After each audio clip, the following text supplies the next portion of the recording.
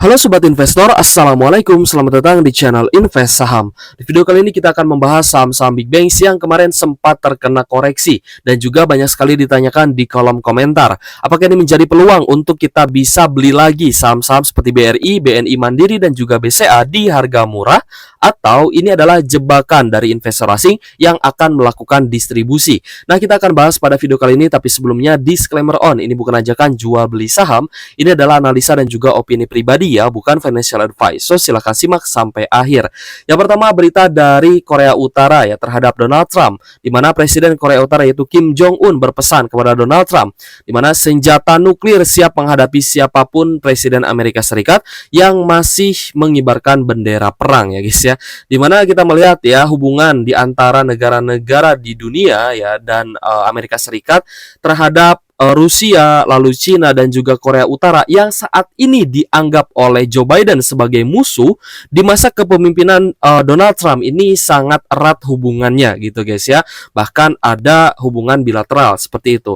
Tapi memang Donald Trump ini sempat mengungkapkan ya bahwa untuk mendanai perang itu malah hanya buang-buang uang saja atau buang-buang biaya saja dan belum tentu menang juga, dan pastinya akan banyak sekali yang dikorbankan, entah itu mengorbankan ekonomi negara ataupun mengorbankan militer yang juga gugur di dalam pertempuran.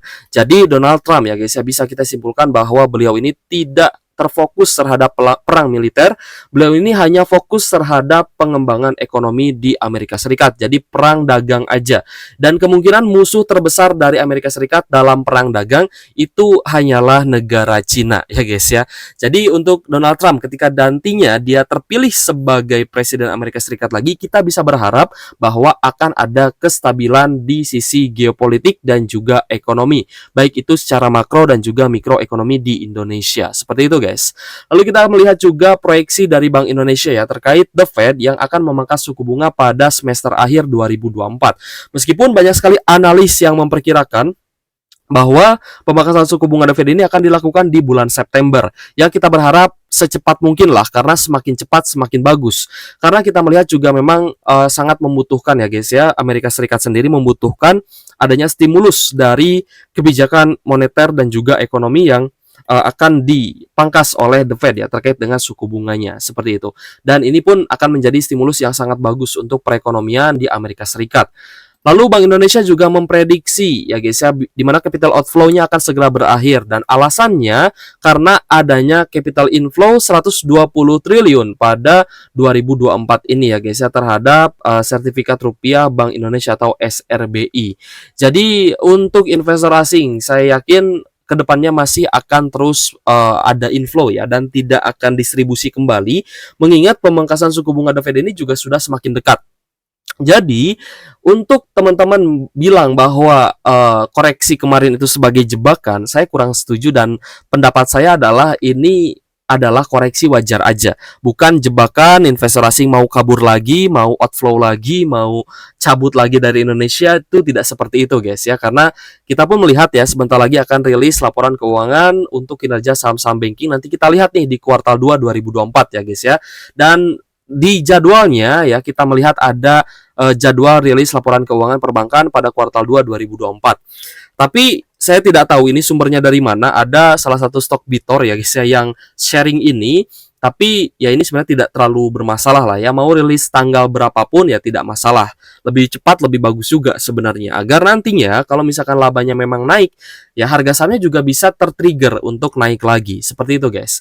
Jadi BBCA katanya hari ini akan rilis ya guys ya di sini ya. Saya pun sebenarnya cari-cari guys ininya jadwalnya ya. Saya cari sumbernya dari mana, di Instagram gak ada ya, tapi entahlah ya. Ini kita anggaplah sebagai referensi aja. Katanya BCA hari ini rilis tanggal 24 Juli 2024 ya, kita masih menunggu. Lalu untuk BRI katanya besok nih tanggal 25 Juli 2024, Bank Mandiri 31 Juli 2024, tapi yang anehnya di sini BNI kenapa kok lama sekali? ya sampai harus menunggu akhir Agustus. Padahal di awal Agustus pun sebenarnya bisa gitu guys. Dan biasanya untuk 4 saham big banks ini ketika yang satu sudah rilis laporan keuangan, biasanya yang lain pun akan mengikuti. Jadi tidak akan terlalu lama. Sedangkan di jadwal di sini ternyata BNI katanya di akhir Agustus. Lalu untuk BSI atau BRIS ya guys ya, katanya juga di awal September. Wah, ini sangat lama sekali guys. Jadi ya kita tidak bisa 100% percaya terhadap jadwal ini ya, tapi kita jadikan sebagai referensi aja lah. Semoga saja lebih cepat gitu guys ya untuk rilis laporan keuangan dan juga kinerja laba bersih pada kuartal 2 2024 nanti. Kita akan mulai masuk ke pembahasan ya guys ya. Kemarin sempat kita proyeksikan ya bahwa BRI ini akan bergerak seperti ini, akan kembali lagi ke 4.700-an dan ternyata benar ya. Meskipun pada tanggal 22 Juli 2024 ternyata BRI menyudahi kenaikannya dan mulai sideways kembali ya sekitar 4.900-an. Dan kalau misal kita geser ya guys ya, ini sebenarnya masih berlaku. Jadi teman-teman yang mungkin mencari harga yang cukup murah di saham BRI, saya rasa di 4.700-an itu harga yang sudah sangat bagus ya guys ya.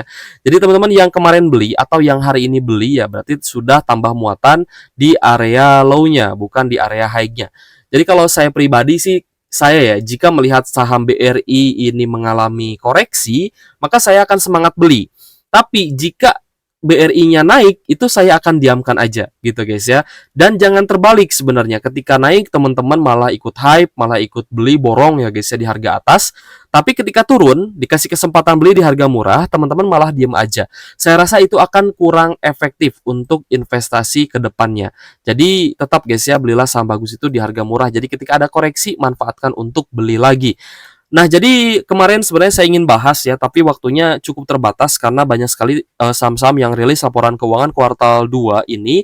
Kemarin kita sudah bahas Roti, ESA, lalu ada juga KKGI ya. Teman-teman boleh cek link videonya di kolom deskripsi, tinggal diklik saja, nanti teman-teman tonton ya bagaimana prospek dan juga prediksi dividennya. Itu yang paling penting.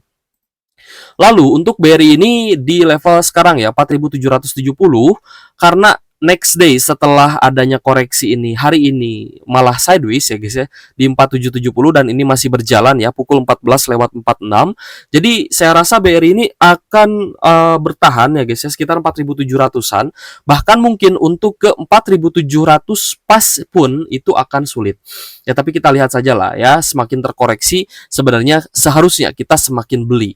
Dan kalau misal teman-teman juga mau melihat ya bagaimana sih kenaikan saham BRI ini di beberapa tahun ke belakang ya guys ya, tepatnya di akhir tahun 2023 dan naik sampai ya di pembagian dividen, maka teman-teman bisa melihat di sini setiap kenaikan di saham BRI pun itu akan ada koreksinya. Jadi di sini kan 5 hari naik, 3 hari turun gitu guys ya. Lalu ketika naik ada open gap up, mulai sideways, naik dan lalu ada koreksi. Nah, jadikan koreksi ini sebagai area belinya teman-teman. Buat yang merasa ketinggalan, buat yang merasa belum memiliki dan ingin mengkoleksi ya guys ya sebelum nanti adanya pemangkasan suku bunga ya, jadi teman-teman belinya itu di area higher low, tetap melakukan dollar cost averaging karena kita tidak pernah tahu bottomingnya di mana, tapi setiap penurunan yang terjadi kita akan ambil posisi seperti itu guys. Targetnya di mana nih? Target untuk BRI ini sebenarnya cukup tinggi ya guys ya, kita menargetkan BRI ini all time high lagi, paling dekat itu ke 6.500 ya, syukur-syukur BRI bisa ke 7.000 ya guys ya. Target kita all time high lah untuk saham BRI ini sampai pembagian dividen 2025 nanti. Ya karena kita melihat rally kenaikan BRI ini akan sangat panjang ya guys ya sampai dividen nanti, karena di bulan Agustus ini bisa saja sideways, bisa saja terkoreksi. Tapi bulan September ya, Agustus September itu kemungkinan September ketika ada pemangkasan suku bunga menjelang pemilu US ya guys ya, maka ini akan sangat bagus untuk kenaikan saham-saham big bank seperti BRI ini. Jadi prediksi saya sih untuk bulan Juli Agustus ini dia akan sideways ya, naik pun tidak akan terlalu tinggi. Ya naik pun ya pelan-pelan gitu ya, tapi dia akan melesat kencang itu ketika sudah terjadi pemangkasan suku bunga. Jadi teman-teman harus sabar ketika menghold saham-saham big caps perbankan. Salah satunya adalah BBRI, tapi memang target kita cukup tinggi. Nah, kita akan mulai bahas inflow dan outflow-nya ya guys ya. Kemarin memang ada outflow, ya memang net sell 148 miliar. Tapi yang harus teman-teman ingat ya guys ya, ketika ada net sell, bukan berarti semua investor asing itu jualan. Ada juga yang beli. Makanya di sini ada buying valuation 203 miliar dan selling valuation 351 miliar. Sehingga menghasilkan net sell 148 miliar. Yang berarti ada asing yang beli, ada asing yang jualan. Gitu ya. Lalu kalau misalkan kita bandingkan dengan inflow di tanggal 18 dan 19 Juli, maka inflow dari asing ini sangat besar dan juga masih besar saya rasa guys ya. Asing sudah mulai masuk dengan inflow yang cukup besar di BBRI. Di tanggal 18-nya ada inflow atau net buy 409 miliar. Tanggal 19-nya inflow 121 miliar. Nah, ini kan menandakan bahwa sebenarnya investor asing ini masih memborong saham BRI. Meskipun di 2 hari terakhir tercatat ada net sell seperti itu. Jadi untuk saham BRI kemungkinan besar ya ini akan cukup sideways ya. Either dia akan diakumulasi tinggi tapi tetap akan ada net sell-nya. Seperti itu guys. Kita lanjut ke saham BNI ya. Untuk Bank BNI, kita cek di 3 hari terakhir ternyata mengalami koreksi dan hari ini pun masih merah. Sekitar 0,5%-an ya di level 5025 dan ini masih running, ini masih berjalan. Nah, jadi untuk Bank BNI, kalau misalnya kita perhatikan ya sempat ada open gap up. Jadi teman-teman nanti bisa coba tunggu ya di sekitar 4.800. Itu pun jika dikasih harga 4.800. Tapi jika sideways-nya minor ya guys ya, koreksinya tidak terlalu dalam, kemungkinan hanya akan koreksi di 4980 aja di support sebelumnya. Ya, jadi teman-teman mungkin untuk buy on weakness ya di level 5000 sampai 4900-an ini masih oke. Tapi jika turun, teman-teman bisa dapat harga yang lebih murah di sekitar 4820-an ya jika nutup gap di sini. Jadi untuk BNI pun ya kita melihat sempat ada inflow yang cukup besar ya di mana kemarin meskipun terkoreksi 0,98%, BNI ternyata sudah mulai diakumulasi kembali ya. Jadi tetap ada inflow, tetap ada net buy 57 miliar dari investor asing meskipun kemarin ada koreksi. Dan ini yang menyebabkan kenapa saya juga cukup optimis ya terhadap saham-saham banking ini, masih optimis lah, masih yakin bahwa asing ini akan terus melakukan akumulasi ya guys ya di bulan-bulan Juli Agustus ini. Sampai nanti September akan ada fase markup harga seperti itu. Jadi untuk BNI kita lihat ya guys ya di tanggal 19 juga sudah ada inflow 23M meskipun kemarin ya ada net sell sekitar 47 miliaran. Tapi tanggal 23-nya ada ada inflow lagi atau ada net buy lagi yang cukup besar ya 57 miliaran seperti itu. Lalu kita ke Bank Mandiri guys. Untuk BMRI hari ini masih merah nih. Kita coba tunggu ya guys ya sekitar 6.350 jika dikasih. Itu pun jika dikasih guys. Kalau nggak dikasih ya beli di harga berapapun ya it's okay lah ya karena kan sudah terkoreksi juga dan hari ini kita lihat juga ada open gap down. Jadi saya rasa untuk Bank Mandiri ini sangat layak untuk dipantau ya guys ya. Untuk teman-teman mau beli di harga berapapun ya pastikan itu belinya di area low-nya bukan di area ketika dia naik atau di area high seperti itu. Untuk Bank Mandiri sendiri ya di harga saat ini sih 6.475 cukup menarik sebenarnya. Ya ini masih sideways ya kalau misal teman-teman mau HK berarti kan di 6.500 ya guys ya. Dan kalau misal kita cek money flow-nya untuk Bank Mandiri di 4 hari terakhir lebih besar inflow dibandingkan outflow, lebih besar net buy dibandingkan net sell. Ya di tanggal 18 net buy 339M, tanggal 19-nya hanya net sell 51M saja. Tanggal 22 net buy lagi 203 miliar. Tanggal 23 kemarin net sell-nya hanya 54 miliar. Nah, jadi dari Bank Mandiri pun saya sudah sangat yakin ya bahwa ini adalah dalam fase untuk membiarkan retail take profit dulu gitu ya. Karena kan saham-saham banking juga sudah mulai naik nih 22%-an ya untuk Bank Mandiri gitu ya. Jadi ya kemungkinan asingnya mau ambil harga dulu nih atau mau ambil barang dulu dari retail seperti itu. Dan untuk teman-teman yang invest jangka panjang ya guys ya boleh pilih ya beberapa atau salah satu di antara saham-saham big banks ini, mau BCA, Bank Mandiri, BNI atau BRI atau mungkin saham-saham bank sekalener juga nggak masalah. Selama fundamental bagus dan ada potensi kenaikan laba bersih dan kinerjanya, maka teman-teman investasinya kemungkinan besar akan cuan. Lalu untuk BBCA yang sudah pegang di harga bawah silakan di hold ya. Bahkan untuk saham-saham banking lainnya pun ketika teman-teman sudah buy on weakness ya silakan di hold. Ya karena nanti sebentar lagi kan akan ada pembagian dividen dan juga pemangkasan suku bunga. Jadi teman-teman bisa hold nih sampai dividen 2025. Kalau menurut saya pribadi seperti itu. Sampai sell in Mei selanjutnya teman-teman buang dulu ya. Nanti Mei Juni ambil lagi seperti itu guys ya. Strategi mungkin untuk nge-swing secara santai gitu ya. Kita ya kita apa ya, belajar lah dari sell in May yang di 2024 ini. Oh ternyata sell in May turunnya lumayan juga gitu ya, untuk kita serok lagi di harga bawah. Nah maka itu sell in May kita manfaatkan untuk serok sebanyak-banyaknya. Tapi seharusnya sebelum bulan Mei itu kan kita buang dulu atau kita take profit dulu lah ya.